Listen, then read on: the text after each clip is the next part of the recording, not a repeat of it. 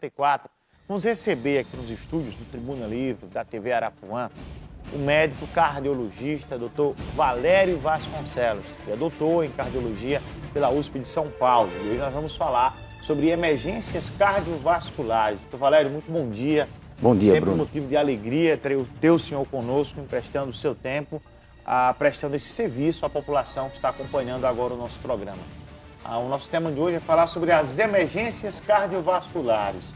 Emergências que surgem, por exemplo, há estudos que apontam que a cada 90 segundos uma pessoa morre no país em decorrência de problema cardiovascular. Queria que o senhor falasse um pouco mais sobre esse número que acaba sendo alto. Bom dia. Bom dia, bom dia. Exatamente, é um número alto. Pra você ter uma ideia, são mais ou menos 400 mil mortes por ano em decorrência das doenças cardiovasculares. E isso é muito preocupante por parte da Sociedade Brasileira de Cardiologia. Nós, cardiologistas, nós nos preocupamos e por isso que é importante que a gente tente conversar um pouco e incentivar as pessoas, medidas de prevenção para que a gente não tenha um número tão elevado.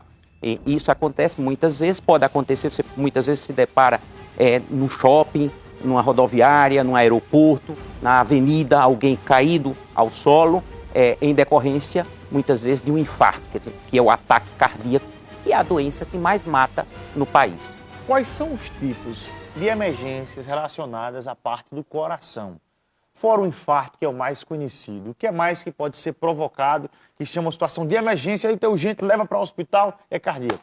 Então, por exemplo, uma pessoa com arritmia, né, uma arritmia cardíaca, existem alguns tipos de arritmias que são ditas arritmias malignas. Essas arritmias muitas vezes podem provocar uma parada cardíaca. Então é uma situação de emergência. Quer dizer, não só o infarto, o derrame cerebral, muitas vezes também, que é um tipo de doença cardiovascular, também pode, é uma situação que muitas vezes a gente pode vivenciar. E é uma coisa que muitas vezes pode ser reconhecido, quer dizer, que a gente até diz o seguinte: uma pessoa que de repente começa a ficar com a boca torta, começa a perder força e começa a falar, a gente usa popularmente, emboloado.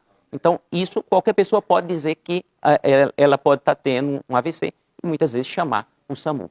Já que o senhor falou em relação à questão de ficar com a boca torta, ficar dormente, quais são os sinais que o corpo passa, sinais de quem pode estar ali desenvolvendo um problema cardíaco? Essa história que o pessoal fala, às vezes eu fico um pouco dormente, a minha perna com fadiga, o meu braço, isso é mito ou é verdade? Não, é verdade. A doença cardiovascular, o sinal, o sintoma que mais comumente a gente encontra é a dor no peito. Quer dizer, uma dor no peito, muitas vezes a pessoa diz, olha, a dor correndo para o braço ou uma dor aqui no meio. Quer dizer, muitas vezes pode ter uma dor aqui no meio do tórax ou no peito, correndo para o braço ou para o pescoço. Muitas vezes as pessoas relatam como se fosse uma sensação de arroxo. Ela diz que como se tivesse um cinto espremendo o coração, aqui o tórax. Então essa sensação de aperto no peito, muitas vezes acompanhado de tontura, náuseas, às vezes até vômitos, e também a palidez, alguém presencia aquela pessoa pálida, suando muito frio, essa pessoa está diante de uma emergência e precisa ser atendida imediatamente. É verdade ou é mito que o coração não sente dor? As pessoas falam, o coração não sente dor, se sente no entorno, mas no coração mesmo não sente dor, isso é verdade? Exatamente. O coração, o músculo, né? Quer dizer, o infarto ele acontece no miocárdio, que é o músculo cardíaco, né? Então, quando existe uma obstrução naquele local, numa artéria, naquele músculo, aquela parte onde existe uma pouca circulação, ali vai sinalizar através da dor, que é esse aperto no peito, ou nas costas, ou no pescoço. Isso sinaliza, muitas vezes é um sinal de que a pessoa está tendo infarto. Às vezes até nem infartou. Quando essa dor se prolonga muito, não é no coração, mas na verdade é aqui no entorno, quando essa dor fica prolongada mais do que 20 minutos, você está diante de um provável infarto. Doutor, sobre a questão de emergência, o senhor é membro da Sociedade Brasileira de Cardiologia e é com muita preocupação que a população vê, e também os especialistas, a questão do serviço público não oferecer equipamentos de qualidade, pronto atendimento para receber essas pessoas que estão infartando, que estão com problemas emergenciais, precisam ser levadas para o hospital. O serviço público consegue atender essas pessoas todas? Hoje, a situação do infarto no nosso país, o que é que acontece? Metade das pessoas infartadas, elas não conseguem chegar no hospital. Não dá tempo? Não dá tempo. Metade. Então, metade morre.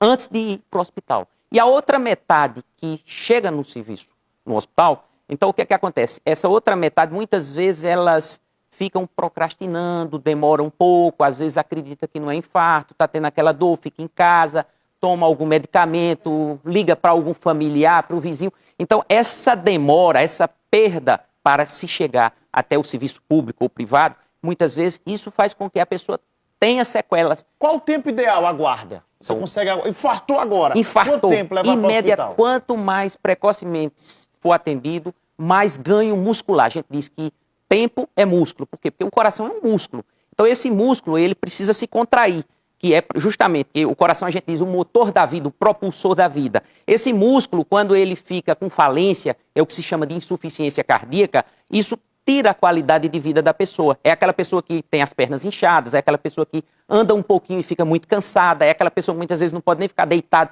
porque fica cansado. Então, justamente essa falência do músculo, muitas vezes, é pela demora no atendimento. Então, essa demora da pessoa chegar no hospital, muitas vezes, quanto mais tempo demora, mais perda muscular ele vai ter. E essa perda vai dar grandes sequelas. Então, quanto mais precocemente ela for atendida, menos perda. E, claro, os medicamentos, que muitas vezes a pessoa também vai tomar após ser atendido, isso vai fazer recuperar aquele músculo que muitas vezes foi perdido durante o infarto. Aqui em João Pessoa, em caso de infarto, quais são os locais ideais para levar o paciente? Então, a gente sempre recomenda, alguém está tendo um infarto, leve no hospital mais próximo. Mais próximo. Um lugar mais próximo para que ele seja atendido, para que receba os primeiros cuidados, para que tenha uma boa qualidade de vida depois. Porque muitas vezes não é apenas ser atendido, é depois o que é que vai vir depois do infarto. Tem alguma manobra caseira para fazer de imediato para tentar ajudar a salvar? A gente sempre pede, alguém está ali em situação, na iminência de desmaiar. Então, o que é que a pessoa,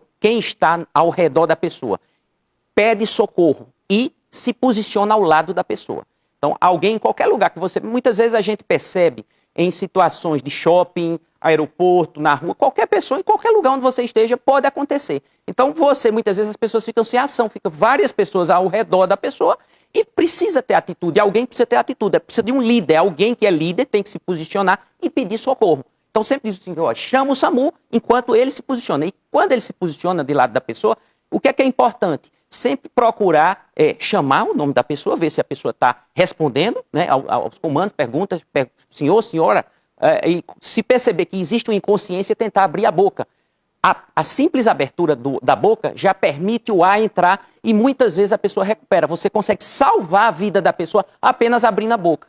Então, isso é importante. Às vezes é importante você também virar um pouco a cabeça da pessoa, claro, se não tiver tido um traumatismo. Então, numa situação de que a pessoa teve um acidente, a gente pede não mexer o pescoço para poder evitar algum trauma. Agora, se foi uma situação de emergência cardiovascular, não. Aí você vira um pouco a cabeça da pessoa para que a secreção muitas vezes escorra.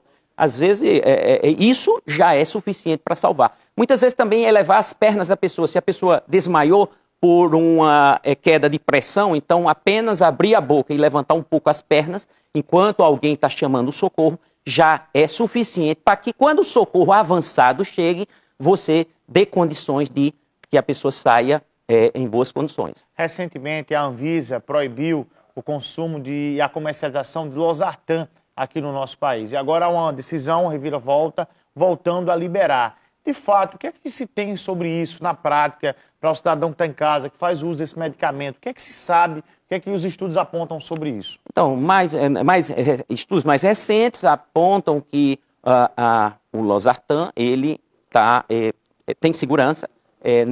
A substância que antes atribuía-se o componente azido como uma impureza, né, durante a fabricação que pudesse trazer problemas, isso, na verdade, anteriormente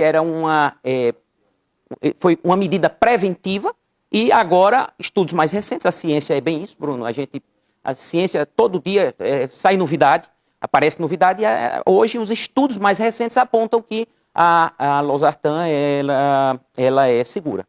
Uma última pergunta, o Júnior Suassuna, do bairro do Bessa, manda uma mensagem aqui, pedindo para que eu pergunte ao senhor o que é que pode ser feito no dia a dia para evitar, como forma de prevenção, problemas cardíacos. Ele disse, Bruno, você fala muito nisso, mas sempre é bom lembrar, eu queria que o médico falasse aí da nossa colaboração, A gente não pode esperar apenas pelo organismo, tem que dar a nossa colaboração para evitar que isso aconteça. Então, é muito importante, Bruno, a questão do estilo de vida, né? A forma como você leva a sua vida. Então, sempre procurar atividade física, sempre, né? Então, procurar sempre fazer alguma atividade física de acordo com a condição que cada um tem. Quer dizer, algumas pessoas não podem, muitas vezes, correr, então caminham. Outras podem caminhar mais devagar, então caminhar mais devagar, mas sempre se movimentar. A movimentação, o coração, o sistema cardiovascular, ele é o que permite a circulação. Então, a circulação, ela vai ser boa, o coração vai ser forte, o músculo cardíaco vai estar fortalecido quando as pessoas se movimentam, quando as pessoas realizam algum tipo de atividade física. Às vezes, uma dona de casa que não tem tempo para fazer atividade física, mas ela faz jardinagem, ela cuida da casa, ela está fazendo alguma atividade física. A gente pede para que as pessoas se movimentem. Evitem ficar muito tempo sentadas no sofá, procurem andar de escadas também, pare o carro um pouco mais distante. Isso é muito importante. Além disso, uma boa alimentação onde a gente diz o seguinte, desembrulhe menos e descasque mais. Então, procure produzir sua própria alimentação equilibrada, balanceada, evitando as gorduras saturadas, evitando o açúcar em excesso, é muito importante, evitando também o consumo de álcool em excesso, cigarro também, procurar evitar o fumo. E também, claro, controlar outros fatores de risco, como, por exemplo, a pressão alta. A pressão alta é o maior fator de risco para a doença cardiovascular. A pressão alta, inclusive, existe o Dia Nacional de Combate à Hipertensão, que é o dia 26 de abril, justamente por esse fator de risco, pressão alta, que muitas vezes não dá sintoma, conhecida como a assassina silenciosa. Muitas vezes essa pressão alta, ela traz problemas futuros. Então, aquela pessoa não sente nada, tem a pressão alta, não toma medicamento, não cuida, mas lá na frente ela vai ter um quadro de ou insuficiência cardíaca, ou alteração na visão, ou até mesmo um infarto, ou derrame cerebral. Então, cuidar dos fatores de risco, medir a pressão arterial, sempre procurar medir a pressão arterial é muito importante. Procurar se pesar, ver se o peso está em excesso. Outra coisa muito importante, controle da glicose, pessoas procurar seu médico, fazer exames, ver as taxas, glicose, colesterol, triglicerídeo e outras taxas para ver se tem algum distúrbio metabólico que pode trazer algum tipo de problema cardiovascular. E outra coisa muito importante é dormir um sono de qualidade. Hoje, a gente percebe que pessoas têm muitas vezes um sono, não apenas a quantidade de horas que se dorme, mas a qualidade do sono ruim. E isso traz problemas como arritmias cardíacas e infarto. Doutor Valério Vasconcelos, médico cardiologista, doutor pela USP de São Paulo, muito obrigado pela entrevista conosco. Um grande abraço, boa sorte. Sempre é motivo de muita satisfação receber o senhor aqui na Arapuã, tá bom? Muito obrigado. Um abraço. São 7h57 agora, eu vou para um